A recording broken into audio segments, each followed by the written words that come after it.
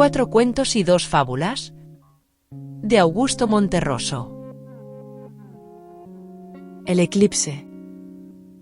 Cuando Fray Bartolomé Arrazola se sintió perdido, aceptó que ya nada podría salvarlo. La selva poderosa de Guatemala lo había apresado, implacable y definitiva. Ante su ignorancia topográfica se sentó con tranquilidad a esperar la muerte. Quiso morir allí, sin ninguna esperanza, aislado, con el pensamiento fijo en la España distante, particularmente en el convento de los Abrojos, donde Carlos V condescendiera una vez a bajar de su eminencia, para decirle que confiaba en el celo religioso de su labor redentora. Al despertar se encontró rodeado por un grupo de indígenas de rostro impasible que se disponían a sacrificarlo ante un altar que a Bartolomé le pareció como el lecho en que descansaría, al fin, de sus temores, de su destino, de sí mismo. 3 años en el país le habían conferido un mediano dominio de las lenguas nativas. Intentó algo. Dijo algunas palabras que fueron comprendidas. Entonces floreció en él una idea, que tuvo por digna de su talento y de su cultura universal y de su arduo conocimiento de Aristóteles. Recordó que para ese día se esperaba un eclipse total de sol. Y dispuso, en lo más íntimo, valerse de aquel conocimiento para engañar a sus opresores y salvar la vida. Si me matáis, les dijo, puedo hacer que el sol se oscurezca en su altura. Los indígenas lo miraron fijamente y Bartolomé sorprendió la incredulidad en sus ojos. Vio que se produjo un pequeño consejo, y esperó confiado, no sin cierto desdén. 2 horas después, el corazón de Fray Bartolomé Arrazola chorreaba su sangre vehemente sobre la piedra de los sacrificios, brillante bajo la opaca luz de un sol eclipsado, mientras uno de los indígenas recitaba, sin ninguna inflexión de voz, sin prisa, una por una, las infinitas fechas en que se producirían eclipses solares y lunares, que los astrónomos de la comunidad maya habían previsto y anotado en sus códices, sin la valiosa ayuda de Aristóteles. La oveja negra. En un lejano país existió, hace muchos años, una oveja negra. Fue fusilada. Un siglo después, el rebaño, arrepentido, le levantó una estatua ecuestre que quedó muy bien en el parque. Así, en lo sucesivo, cada vez que aparecían ovejas negras, eran rápidamente pasadas por las armas, para que las futuras generaciones de ovejas comunes y corrientes pudieran ejercitarse también en la escultura. La cena. Tuve un sueño. Estábamos en París participando en el Congreso Mundial de Escritores. Después de la última sesión, el 5 de junio, Alfredo Bryce Echenique nos había invitado a cenar en su departamento de 8 bis, segundo piso izquierda, Guy Amiot, a Julio Ramón Ribeiro, Miguel Rojas Mix, Franz Kafka, Bárbara Jacobs y yo. Como en cualquier gran ciudad, en París hay calles difíciles de encontrar, pero la Guy Amiot es fácil si uno baja en la estación Monge del metro y después, como puede, pregunta por la Guy Amiot. A las 10 de la noche, todavía con sol, nos encontrábamos ya todos reunidos, menos Franz, quien había dicho que antes de llegar, pasaría a recoger una tortuga que deseaba obsequiarme en recuerdo de la rapidez con que el congreso se había desarrollado.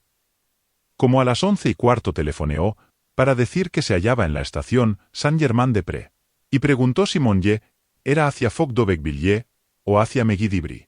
Añadió que, pensándolo bien, hubiera sido mejor usar un taxi.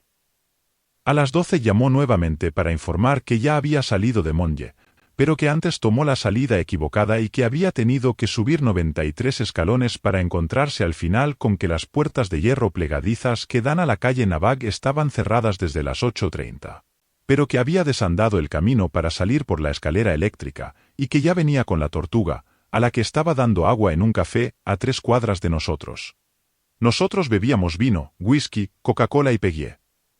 A la 1 llamó para pedir que lo disculpáramos, que había estado tocando en el número 8 y que nadie había abierto, que el teléfono del que hablaba estaba a 1 cuadra y que ya se había dado cuenta de que el número de la casa no era el 8 sino el 8 bis.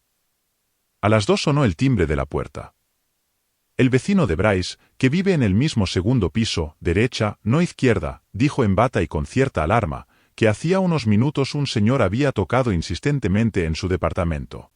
Que cuando por fin le abrió, ese señor, apenado sin duda por su equivocación y por haberlo hecho levantar, inventó que en la calle tenía una tortuga, que había dicho que iba por ella, y que si lo conocíamos. La fe y las montañas. Al principio la fe movía montañas solo cuando era absolutamente necesario, con lo que el paisaje permanecía igual a sí mismo durante milenios. Pero cuando la fe comenzó a propagarse y a la gente le pareció divertida la idea de mover montañas, éstas no hacían sino cambiar de sitio, y cada vez era más difícil encontrarlas en el lugar en que uno las había dejado la noche anterior, cosa que por supuesto creaba más dificultades que las que resolvía. La buena gente prefirió entonces abandonar la fe. Y ahora las montañas permanecen, por lo general, en su sitio.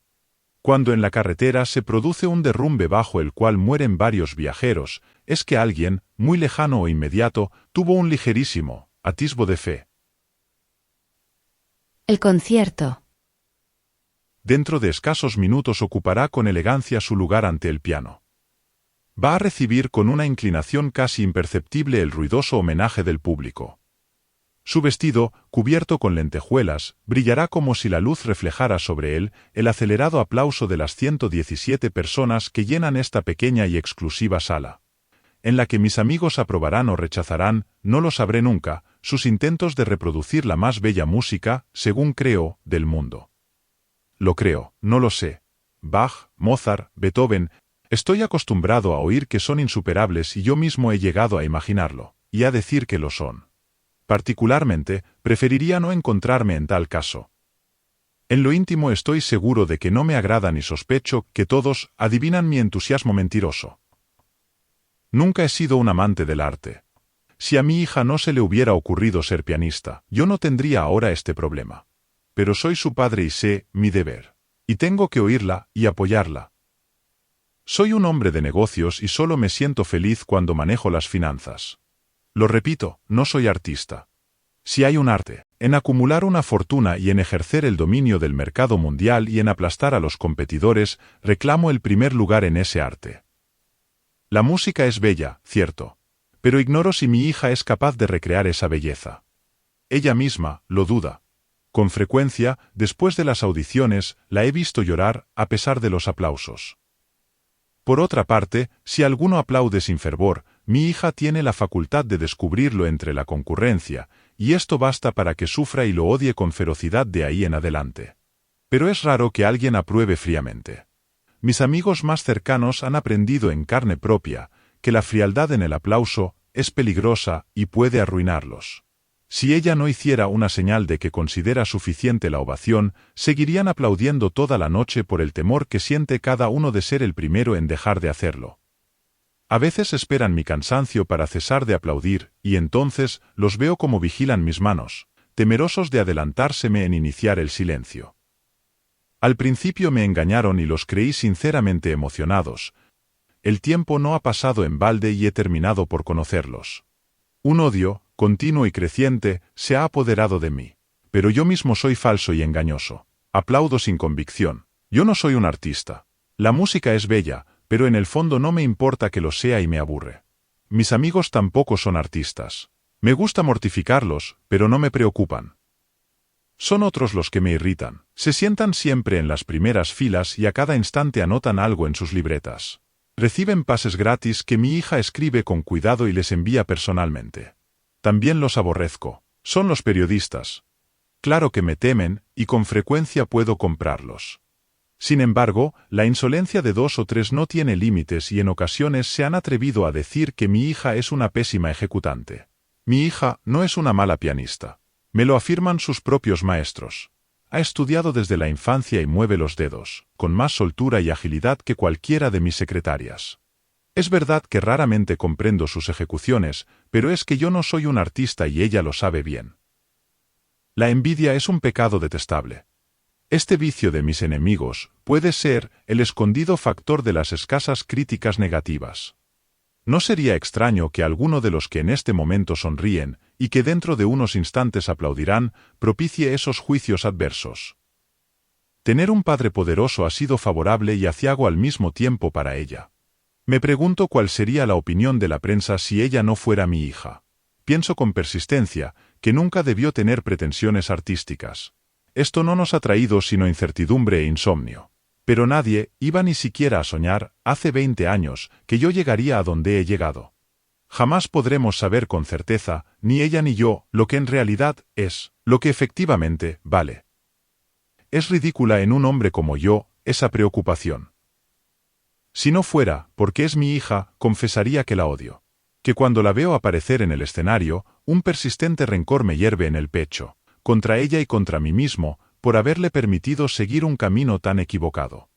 Es mi hija, claro, pero por lo mismo no tenía derecho a hacerme eso. Mañana aparecerá su nombre en los periódicos y los aplausos se multiplicarán en letras de molde.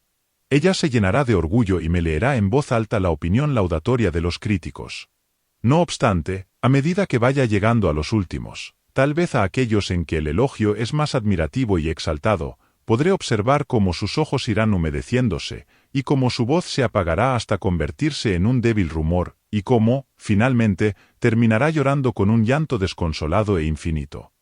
Y yo me sentiré, con todo mi poder, incapaz de hacerla pensar que verdaderamente es una buena pianista, y que Bach y Mozart y Beethoven estarían complacidos de la habilidad con que mantiene vivo su mensaje.